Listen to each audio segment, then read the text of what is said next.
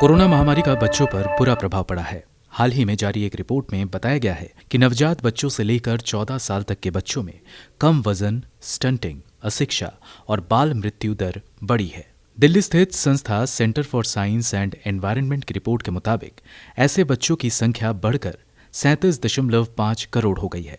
इस रिपोर्ट को देश के 60 से ज्यादा पर्यावरण चिंतकों, प्रचारकों, सामाजिक कार्यकर्ताओं, एकेडमिशियंस और पत्रकारों ने मिलकर जारी किया है। वार्षिक रिपोर्ट देश के अलग अलग क्षेत्रों के अध्ययन के बाद तैयार किया गया है, जिसका पर्यावरण पर प्रत्यक्ष या अप्रत्यक्ष रूप से असर पड़ता है। इनमें जलवायु परिवर्तन, उद्योग, वायु प्रदूषण और रिन्यूएबल एनर्जी समेत कई क्षेत्रों का अध्ययन किया गया है। रिपोर्ट 3 खंड में विभाजित है।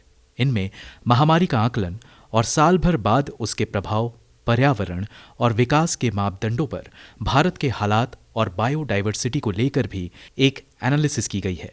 Centre for science and environment की डायरेक्टर सुनीता नारायण ने कहा, पानी और वायु गुणवत्ता लंबे समय से खराब स्थिति में है। कई रिपोर्ट इस बात का तस्दीक करती हैं कि देश में वायु गुणवत्ता की स्थिति लगातार खराब हो रही है। आंकड़े बताते हैं कि लॉकडाउन में भी नदियों के प्रदूषण में कोई कमी नहीं आई।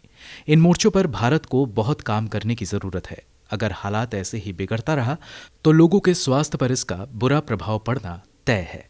सुनीता नारायण का कहना है कि महामारी की वजह से प्रकृति के साथ हमारे संबंध को भी झटका लगा है। इसकी वजह से हमारे जीवन में असमानताएं बढ़ी हैं। महामारी का जहां सबसे ज्यादा प्रभाव पड़ा, वहां हमारा स्वास्थ्य सिस्टम चौपट रहा और शहरों जैसी सुविधा नहीं होने से काफी मुश्किलें हुई।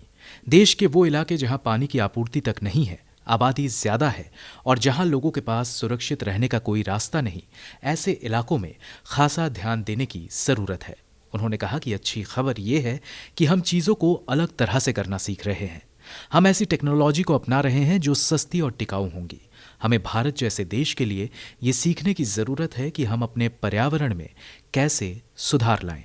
हम सभी लोगों के लिए समावेशी और समान विकास के बिना पर्यावरण में सुधार नहीं कर सकते। ये एक चुनौती और अवसर है।